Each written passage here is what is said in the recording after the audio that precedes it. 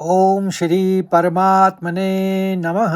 जय श्री कृष्ण मित्रों, आज हम अपनी इस यात्रा के 197 दिन पूर्ण कर लेंगे और मैं आपके सम्मुख अध्याय 4 के 31वें श्लोक को लेकर प्रस्तुत हूँ। यह श्लोक भगवत गीता की एक बहुत बड़ी चेतावनी और व्यावहारिक जीवन का एक अनिवार्य नियम है।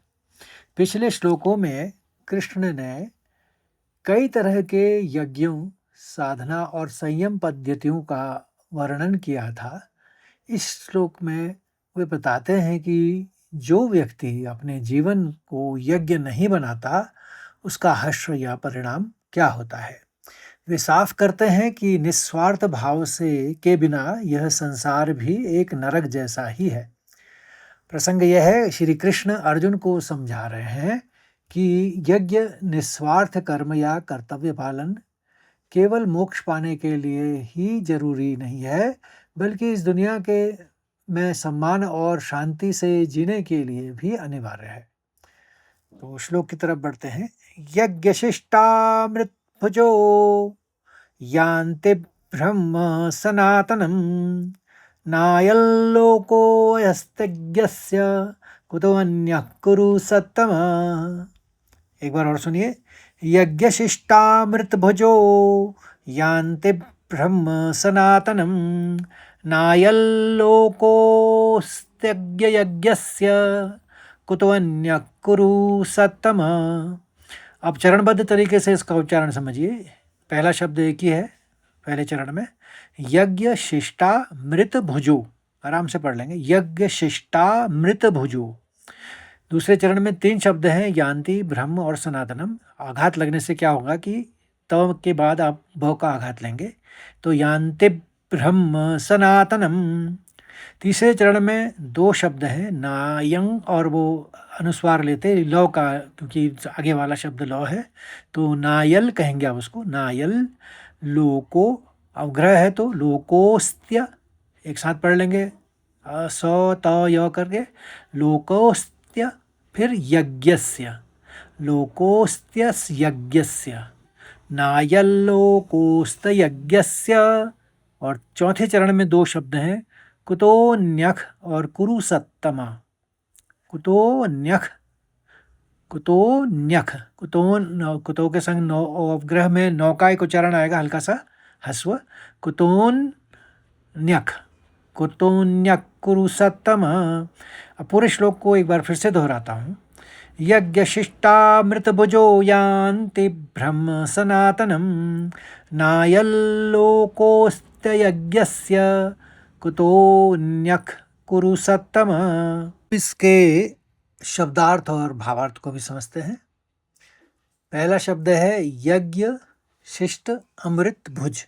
अगर इसका संधि विच्छेद करें तो यज्ञ से बचे हुए अमृत रूपी अन्न या फल का भोग करने वाले, those who partake of the nectar remaining from the sacrifice, यान्ति प्राप्त होते हैं या जाते हैं, ब्रह्म परम ब्रह्म या परमात्मा को, सनातनम सनातन जो शाश्वत या इटर्नल है, ना नहीं, अयम यह, लोकः मनुष्य लोग, संसार या ये वर्ल्ड, अस्ति है, अयज्ञस्य यज्ञ ना करने वाले पुरुष के लिए, for one who performs no sacrifice, कुतः कहाँ से होगा, अन्यः दूसरा लोक या परलोक या नेक्स्ट वर्ल्ड, कुरु सत्तमः हे कुरुवंशियों में श्रेष्ठ अर्जुन। तो हिंदी में इसका सरल अर्थ है कि हे कुरुश्रेष्ठ अर्जुन, यज्ञ से बचे हुए अमृत रूपी अन्न या फल का भोग करने वाले पुरुष सनातन परम ब्रह्म परमात्मा को प्राप्त होते हैं, और यज्ञ ना करने वाले मनुष्य के लिए तो यह मनुष्य लोक भी सुखदायक नहीं है, फिर परलोक या दूसरा लोक कैसे सुखदायक हो सकता है। भावार्थ यह है कि यज्ञहीन जीवन का करवा सच यहाँ श्री कृष्ण बता रहे हैं। श्री कृष्ण यहाँ धर्म और जीवन की एक बहुत ही व्यावहारिक परिभाषा दे रहे हैं, जिसके 2 मुख्य पहलू हैं। यज्ञ शिष्टामृत भुज, या इंग्लिश में बोले तो शेयरिंग और ग्रेटिट्यूड का नियम। इसका अर्थ यह है कि प्राचीन काल में नियम था कि पहले यज्ञ में आहुति दी जाती थी, फिर भूखों, पशु पक्षियों और समाज को बांटकर जो बचता था उसे परिवार ग्रहण करता था। कृष्ण इसे अमृत कहते हैं। व्यावहारिक अर्थ यह है कि जब आप अपनी कमाई या साधनों का एक हिस्सा समाज के कल्याण, परोपकार या किसी ऊंचे उद्देश्य या यज्ञ में लगाते हैं और उसके बाद जो बचता है उसे खुशी से स्वीकार करते हैं, तो वह संपत्ति या भोजन आपके लिए अमृत बन जाता है। वह आपको मानसिक शांति, सनातन ब्रह्म की ओर ले जाता है। इसके विपरीत जो अकेले सारा माल हड़प करना चाहता है, वह गीता के अनुसार चोरी ही है, जैसा कि आपने अध्याय 3 के 12वें श्लोक में पढ़ा था। दूसरी बात ये थी इसमें, ना यल लोकोस्त यज्ञस्य, या बिना यज्ञ के यह लोक भी बेकार है। तो संसार का नियम है कि यह पूरी सृष्टि लेन देन, गिव एंड टेक के नियम पर चल रही है। सूर्य रोशनी दे रहा है, पेड़ फल दे रहे हैं, नदियाँ पानी दे रही हैं। अगर इंसान सिर्फ लेना चाहेगा और समाज या प्रकृति को वापस कुछ नहीं देगा या यज्ञ नहीं करेगा, तो समाज में असंतुलन, तनाव, ईर्ष्या और अपराध बढ़ेंगे। कृष्ण की ये चेतावनी है।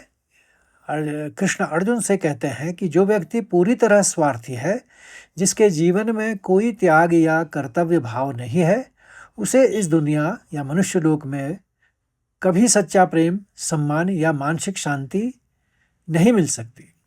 उसका जीवन हमेशा डिप्रेशन और अकेलेपन से भरा रहेगा। जब इस दुनिया में ही उसका जीना नरक जैसा है, तो मृत्यु के बाद किसी ऊंचे लोक या आध्यात्मिक आनंद की उम्मीद वो कैसे कर सकता है। तो अर्जुन के लिए संदेश है, कृष्ण भगवान कह रहे हैं कि अर्जुन, यदि तुम युद्ध से भागकर स्वार्थवश केवल अपनी मानसिक आराम के बारे में सोचोगे, तो तुम अयज्ञ या यज्ञहीन जीवन चुन रहे हो। इससे ना इस लोक में तुम्हें सम्मान मिलेगा, न परलोक में गति ही मिलेगी।